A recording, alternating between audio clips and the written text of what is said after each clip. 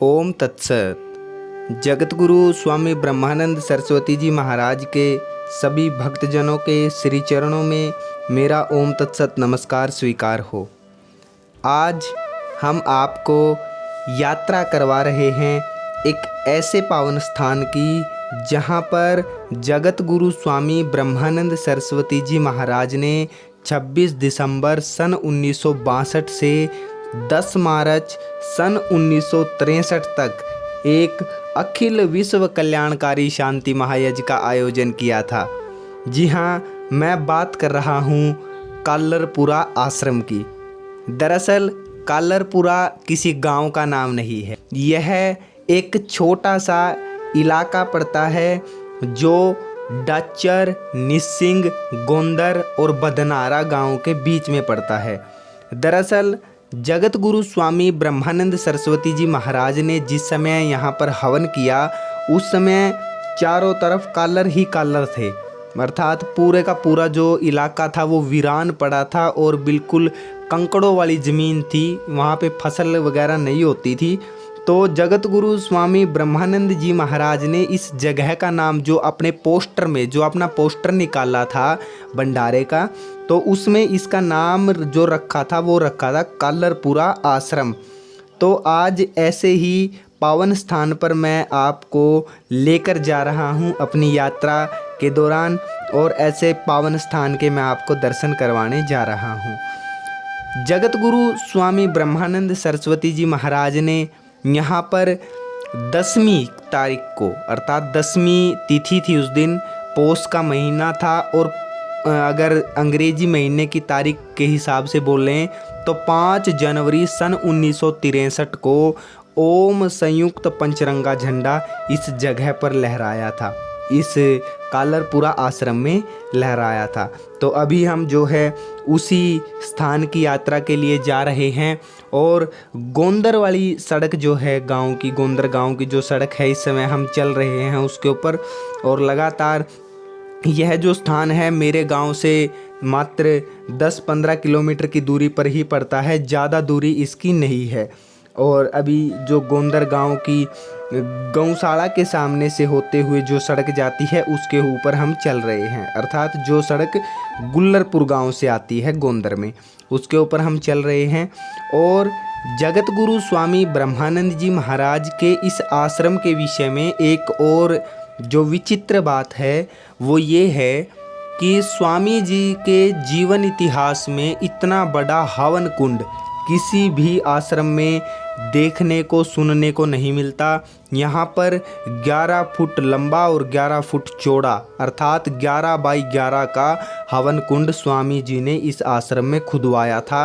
और इतना बोलते हैं कि आसपास के गांव से लोग जो हैं वो हवन के अंदर घी अन्य सामग्री लेकर के आए कि वो पूरे का पूरा जो हवन कुंड है वो खोपों से, हवन कुंड घी से, सामग्री से पूरे का पूरा भर गया था। इतना बड़ा हवन कुंड इस गांव के आश्रम के अंदर गुरुजी ने खुदवाया था, इस कालरपुरा आश्रम के अंदर। और एक विचित्र बात ये भी है कि जो महत्व इस जगह का महत्व और बढ़ा देती है, जो स्वामी जी के मुख से निकले हुए शब्द है। गुरुजी अक्सर कहा करते थे, जिस समय गुरुजी ने यहाँ पे भंडारा किया उसके थोड़े दिन बाद ही कुंभ में जाने का जो कार्यक्रम था, कुंभ के अंदर गुरुजी चले गए थे। लेकिन गुरुजी ने जाते जाते ये बोला कि भाई जो कुंभ में नहीं आ सकता वो यहीं पर कालरपुरा तीर्थ में, मतलब उस समय 1 एकड़ में यहाँ पे एक तीर्थ खुदवा दिया गया था गुरुजी के द्वारा। और उस तीर्थ में ये बोला था गुरुजी ने, अपने पोस्टर के अंदर भी इस बात को लिखवाया था कि जो उस कुंभ में नहीं आ सकता वो यहीं पे कालरपुरा में स्नान कर लेना, उसको कुंभ मेले का जो पुण्य मिलता है वही पुण्य कालरपुरा में स्नान करने से मिलेगा। ऐसे गुरुजी के वाक्य हैं। तो अभी हम पहुंच चुके हैं उस चौराहे के ऊपर। ये अभी हम गोंदर की तरफ से आ रहे हैं। तो जैसे हम गोंदर की तरफ से आएंगे तो एक सड़क जो है गोंदर से आई, एक सड़क जो है डाचर की तरफ गई, एक निसिंग की तरफ गई और ये जो सामने वाली सड़क है ये बदनारा गुनियाना गांव में जाती है। तो इस सड़क पर आप चलते रहेंगे और थोड़ी सी दूरी पर चलने के बाद इस सड़क के ऊपर तो आपको थोड़ी ही दूरी पे एक रास्ता, जो कच्चा रास्ता है अर्थात पगडंडी है, उसके ऊपर आपने उतरना है। अभी हम चल रहे हैं तो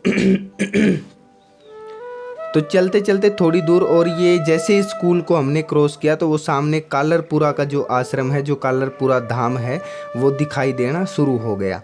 यहाँ से हम इसके ऊपर उतरेंगे।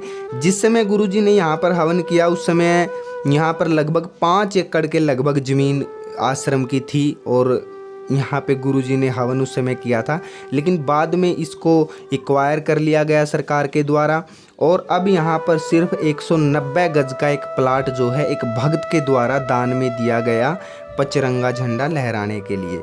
तो ये वो आश्रम है जहाँ पे अभी हम पहुँच चुके हैं। ये पूरी ज़मीन जहाँ अभी आप देख रहे हो आसपास की ये पूरी ज़मीन उस समय गुरुजी ने यहाँ पे भंडारा किया था। ये पूरी ज़मीन कालर पड़ी थी और यहाँ पर किसी का कोई कब्जा नहीं था। तो ये हम कालरपुरा आश्रम में आ चुके हैं। आप सामने देख सकते हैं ओम संयुक्त पंचरंगा ध्वज लहराते हुए और ये मात्र छोटा सा जो प्लाट आप देख रहे हैं ये इस समय रह गया है इसका, और ये भी एक भक्त द्वारा दान में दिया गया है। जगवीर उस भक्त का नाम है जिन्होंने यह प्लाट दान में दिया। ये आसपास की जो ज़मीन अभी देख रहे हैं ये पूरी की पूरी उस समय गुरुजी के भंडारे में शामिल थी। तो चलिए आश्रम के अंदर चलते हैं और देखते हैं। यहाँ पे अभी निर्माण के काम चल रहे हैं।